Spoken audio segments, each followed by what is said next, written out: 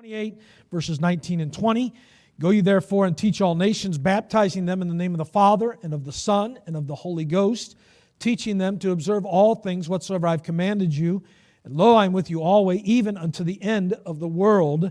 Missions is getting in on God's plan to reach the world. Last week we looked at some introductory thoughts from a biblical perspective that missions is only made possible by God's love in action.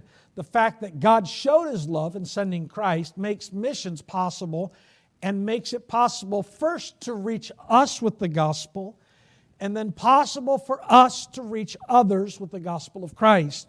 Missions is a mandate. It is a command. It is an authorization by God. It is urgent in its message. It begins with home base, beginning at Jerusalem and church growth. That's necessary for missions to expand in the local church. We looked at some verses and how the gospel scattered to Samaria through the believers scattering and those different things there.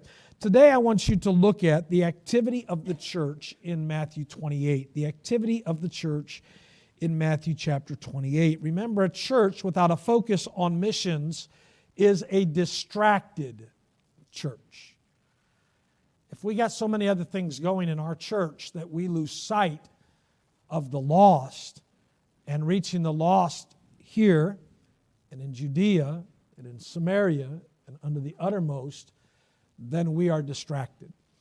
Good news, this past week I was able to talk with a lady by the name of Marie up at the York County Youth Development Center, and we're just pushing doors a little bit in our community, and I wouldn't say that's right local, but certainly it's within our Judea and Samaria, and that